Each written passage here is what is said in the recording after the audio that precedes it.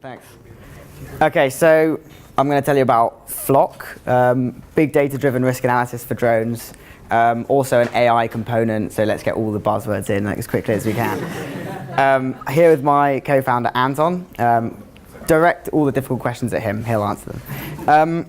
So you might have seen us already, doesn't matter if you haven't, I'm going to give you the full run through anyway, so who cares. What are we looking at? We're looking at the commercial drone sector. So we're not looking at military drones. We're not interested in bombing anyone. We're not looking at hobbyist drones. We're not particularly interested in flying around in the park. We're looking at quite an interesting sector which is growing very, very quickly. Security and surveillance inspections and claims. It's not science fiction. It's happening right now all around the world. It's more difficult in congested cities. It's easier to do things like agriculture and so on. Down the line, we're looking at things like goods delivery. Obviously, everyone here knows all about Amazon Prime drones delivering goods straight to your houses and to your gardens, and weird spying stuff that can happen with people flying drones. Like, there's lots of problems with drones, and we're going to help solve them. But it's a very exciting industry, and there's lots to come in the next few years. What's the problem?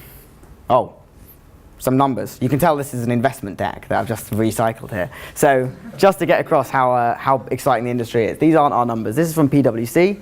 So $127 billion, that's the total size of the drone industry by 2020.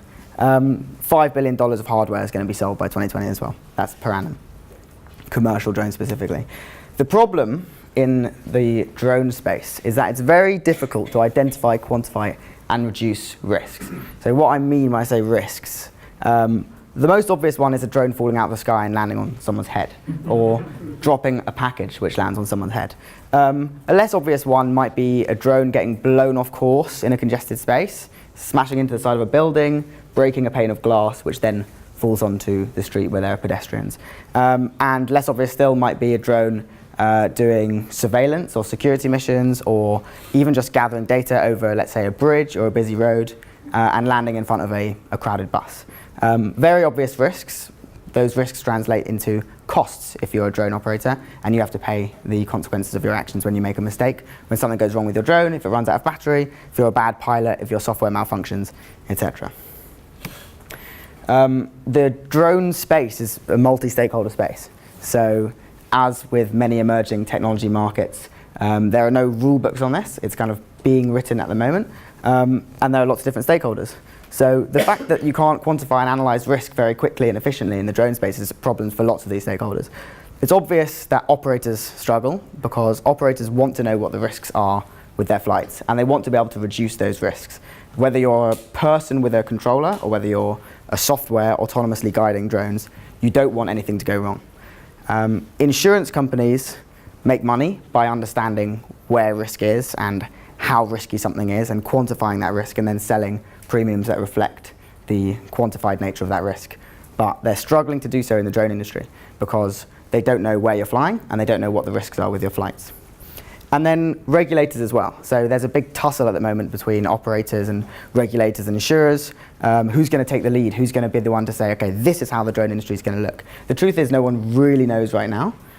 Regulators are waiting for private companies to innovate and create cool new technologies which will make us all safe. And private companies are waiting for regulators to say, this is the framework for drones and this is how it's going to look. So everyone has to be involved in this. Regulators want to make the drone industry large and fruitful, but they also don't want to be held responsible when someone has a drone-shaped hole in their head because a drone's fallen out of the sky. So we've come up with a solution that we think solves all of these problems and more, or at least partly. And it's big data-driven risk analysis for drones. We gather loads and loads of data about what's going on in a city. So all of this data is relevant to the risk of your drone flight. If you're flying a drone flight over the Gherkin to take some photos, you're going to want to know how many people are below your flight path. Because if something goes wrong and you fall, you want to know if there are people there. You want to know what real-time traffic conditions are. These are ground traffic, road traffic conditions. You want to know if you land, are you going to land on a bus lane? Are you going to land in a very busy road with fast cars? You obviously want to know where every single building and structure is, and you want as much detail on those buildings and structures as possible, right down to trees and bushes, ideally. And obviously hyperlocal weather. So one of the most risky things that can happen to a drone is it gets hit by an updraft or a strange gust of wind which wasn't expected, or wind conditions around the side of a building aren't expected. These are all big risks in the drone space. We gather this data from third parties, and we gather our own data as well, and we feed that data to drone operators in a way that's very easy for them to understand, whether they're people or whether they're machines. A very complicated diagram.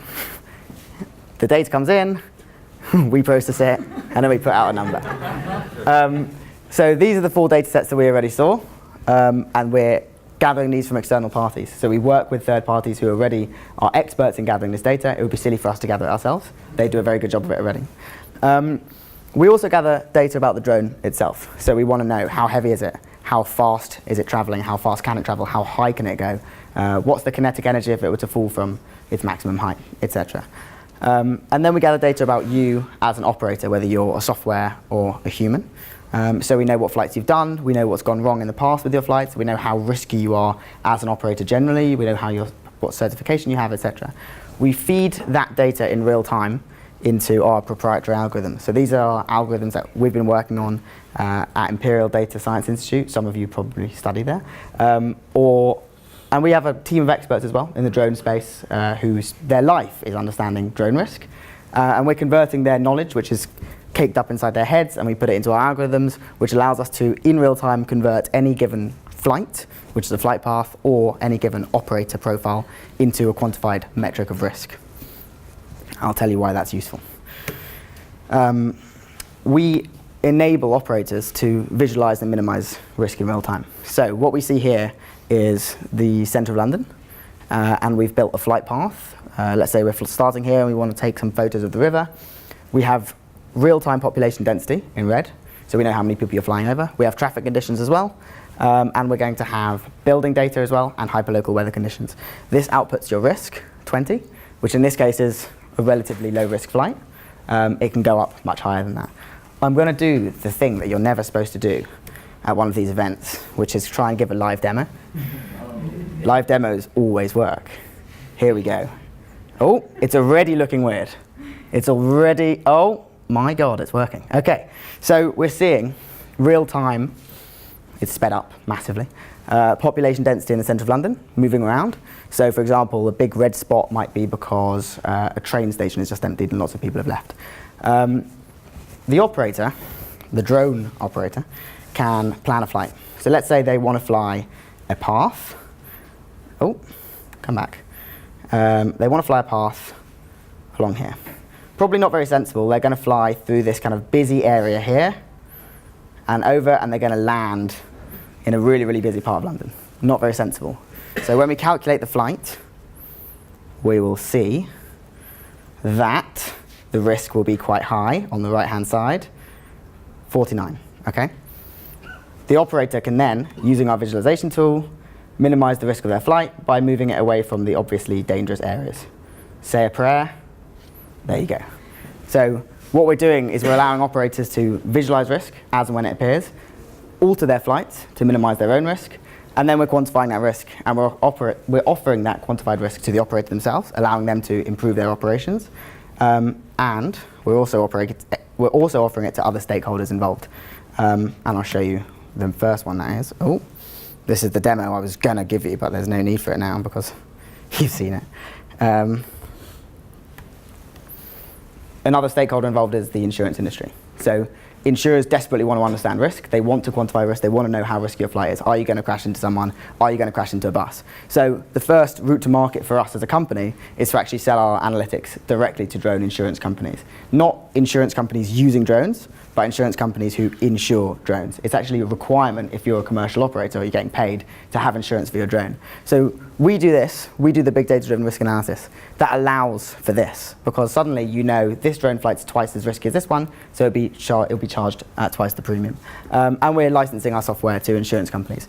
And we're working with some of the biggest insurance companies in the world to make this a reality.